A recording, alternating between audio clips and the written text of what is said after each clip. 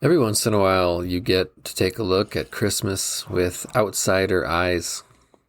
I read an article recently about a Muslim whose Christian friends invited him to get involved in their preparations this year during the lockdown.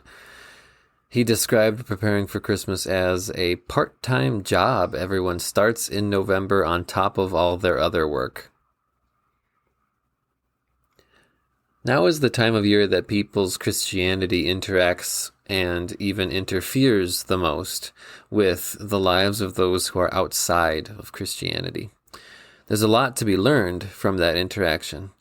There's lessons for both Christians and non-Christians in the ways our lives interfere with one another's. There's a lot to learn from Merry Christmas versus Happy Holidays. Quirinius was governor of Syria when Caesar Augustus issued his decree about the census that put Joseph and Mary in Bethlehem. And it was either this census or another that Caesar decreed and that Quirinius enforced, and which led to a rebellion by the zealot party of the Jewish people. Rome squashed the rebellion, but the party lived on and eventually led to the destruction of Jerusalem in 70 AD. Because that's what happens when human beings interfere with one another. That's what happens when cultures clash and one has power and another wants it. They don't share. They fight. They war, and one wins, and the other dies or gets subjugated until it can rise up and fight and either win or die or get subjugated all over again. Or we could say no. We could say no to that all too human pattern. We could say no to ungodliness and worldly passions. We could say no to letting anyone characterize a greeting like Happy Holidays as a war on Christmas. We could stop letting people see Christmas celebrating as a part-time job that we pick up out of tradition and habit every winter and drop as soon as the lights are down and the cookies are gone and the hymns are quiet. And while we're at it, we could say yes to what Christmas is actually about. Nothing but Jesus. We could stop interfering with other cultures with Santa and reindeer and jingle bells and the things that actually interfere with our own culture, with our own Christianity, things that have become associated with a Christian Christmas, but only because they belong to an American Christmas, and we've allowed ourselves to think that Christian and American are the same thing. They're not. Quirinius enforced a census that Caesar decreed and that brought Jesus to be born in Bethlehem. Political Romans clashed with politically minded Jews and brought war.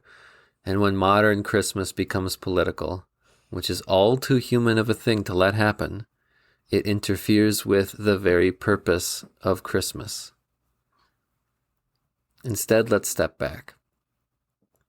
Let's step outside of our culture and traditions.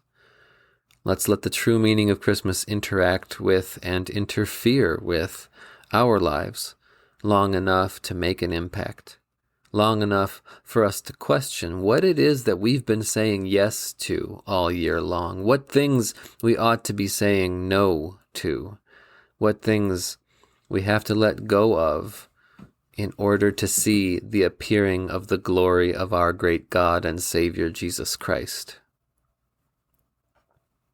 And now, a step back from what most outsiders think is important about Christmas because it's what they see us focusing on and obsessing over. Now that we're a step back from political American Christmas, what do we see? And what do we want to put on display for them? God's grace. The Christmas Eve Gospel is the one and only place Quirinius is mentioned in the Bible. He was an outsider, and the Christmas that happened under his watch totally passed him by, and it totally passed by the people who should have been watching for it but were too caught up in politics. Let's not make the same mistake.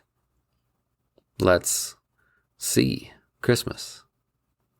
Let's show Christ.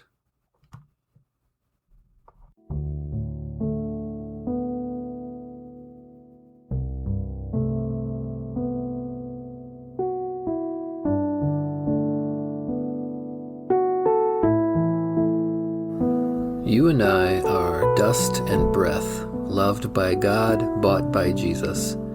This podcast is written and produced by me, Ethan Cherney, a WELS pastor serving Our Savior Lutheran Church in Pomona, California. Get in touch on Facebook at Dust and Breath Pod, on Twitter at Dust Breath Pod, or by emailing dustandbreathpod@gmail.com. Outro music arranged and performed by Mr. Peter Shawy, who is like rain falling on a mown field. Thank you for listening. Don't forget to subscribe, and if you could leave a review in iTunes or just share an episode on social media, I'd really appreciate it. It's the only way other people can find the show. Now, go do what God made you to do. Be who God called you to be. Go see what God can do with dust and breath and faith in Jesus, his Son.